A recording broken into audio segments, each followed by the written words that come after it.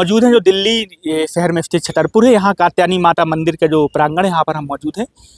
मौजूद इसलिए हैं क्योंकि यहाँ पर बागेश्वर महाराज जी की जो 2.0 जो सनातन हिंदू एकता पदयात्रा है, उसका शुभारंभ परसों होने जा रहा है। इसी प्रांगण से संत महात्मा और राजपीठ व्यासपीठ से अनेक बड़ी बड़ी हस्तियाँ आएंगी और यहीं से ध्वज दिखा करके उस यात्रा को रवाना करेंगे। यही वो मंच है जो आप देख रहे हैं, टेबलें लगी हुई हैं, मंच सजने की कगार पर है और यहाँ लगातार काम चल रहा है। इसी मंच पे बड़े बड़े साधु संत, बड़े बड़े सेलिब्रिटी जो राजनेता हैं, कई राज पर जो विराजमान हैं, वो भी आएंगे। सुनने में आया कि मुख्यमंत्री दिल्ली की आने वाली हैं, मनोज तिवारी सहित बड़े बड़े साधु संत यहाँ से आएंगे और यहाँ से ध्वज दिखा करके उस यात्रा को रवाना करेंगे।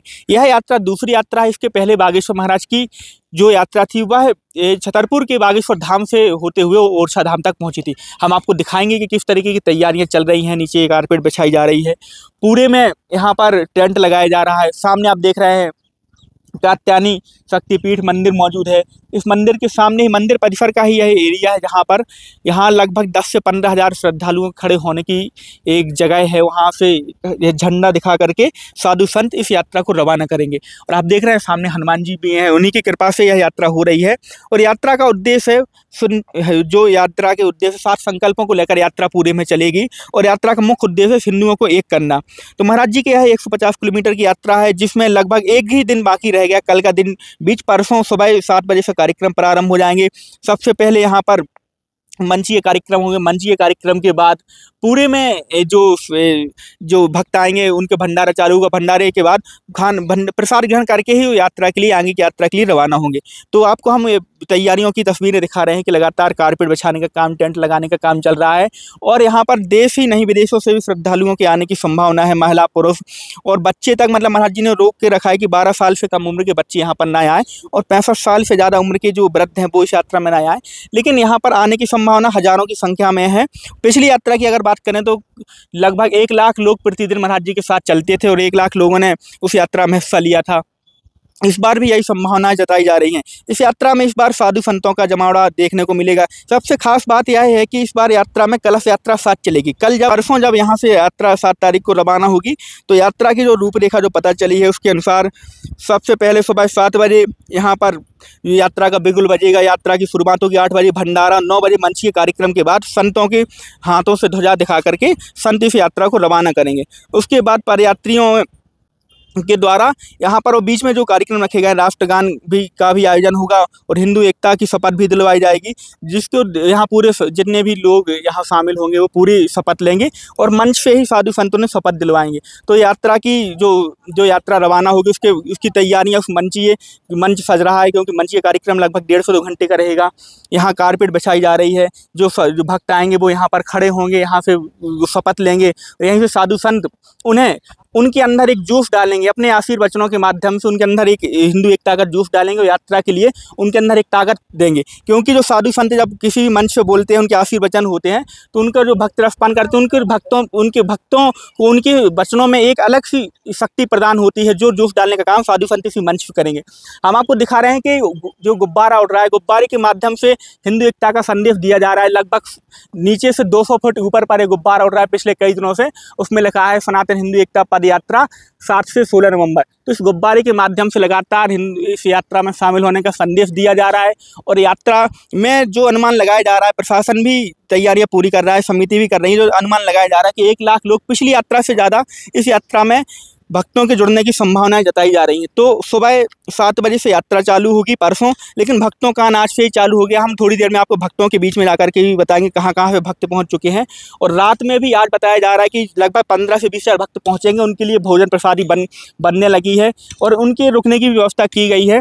और इस यात्रा में अगर देखा जाए तो यात्रा बहुत अभूतपूर्व होने वाली है, क्योंकि यह यात्रा 150 किलोमीटर की है, 10 दिन की है, लेकिन 3 राज्यों से होकर गुजरेगी। एक दिन दिल्ली में रहेगी, उसके बाद कुछ दिन 2 से 3 दिन जो दिन रहेंगे वो हरियाणा राज्य में रहेंगे और उसके बाद जो उत्तर प्रदेश का क्षेत्र पड़ेगा वहाँ पर रहेंगे।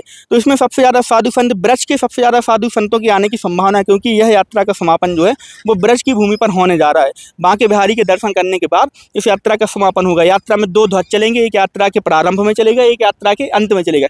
उन दोनों ध्वजों के बीच में जो पदयात्री रहेंगे उन दोनों ध्वज के बीच में ही चलेंगे। तो हमने आपको बताया कि किस तरीके से तैयारियाँ प्रारंभ हो गई हैं। अंतिम चरणों की तैयारियाँ हैं, पिछले जो निरीक्षण की प्रशासनिक बैठकों की सभी तैयारियां पूर्ण कर ली गई थी। अब जो अंतिम चरण की तैयारियां हैं वो चल रही हैं कि यहाँ कारपेट बिछाया जाएगा, टेंट लगाया जाएगा और परसों इस यात्रा को साधु संतों के द्वारा ध्वज दिखा करके इसको रवाना कर दिया जाएगा। तो आप हमारे साथ बने रहिए और हम आपको इस यात्रा की पल पल के अपडेट देते रहेंगे, क्योंकि यात्रा में हम साथ चलेंगे। कब कौन संत आएंगे, कब कौन अतिथि आएंगे, तो उस यात्रा की हम पल पल को अपडेट आप लोगों को देते रहेंगे।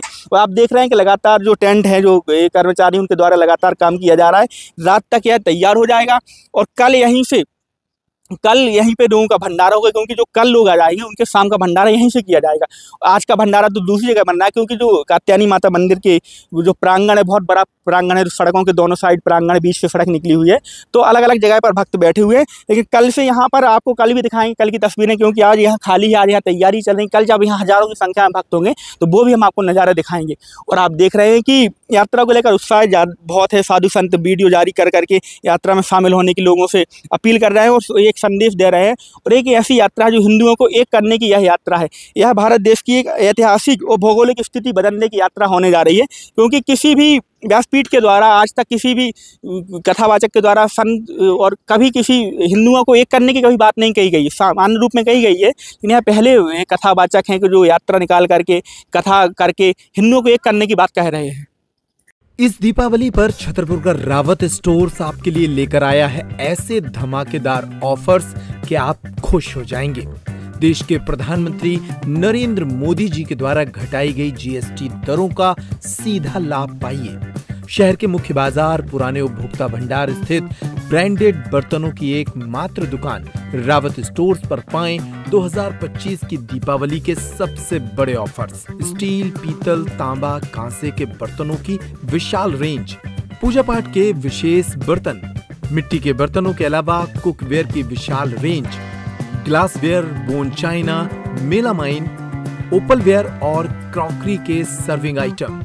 इसके साथ ही शीशम की लकड़ी के सर्विंग आइटम भी उपलब्ध है। दीपावली के गिफ्ट आइटम के लिए सीधे रावत स्टोर आएं। हम देते हैं आपको एंटीक शोपीस, कैंडल स्टैंड्स और पीतल के फ्लावर पॉट भी।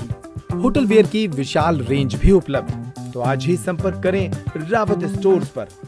तो दीपावली के पहले एक बार जरूर विजिट करें छतरपुर के रावत स्टोर्स पर। नए प्रोडक्ट्स और ऑफर के लिए इन नंबरों के स्टेटस को फॉलो करें और हमारा इंस्टा पेज भी जरूर फॉलो करें। हमारा पता है रावत स्टोर्स, सिटी कोतवाली से चौक बाजार के मध्य, यूनियन बैंक के ऊपर, पुराना उपभोक्ता भंडार, छतरपुर।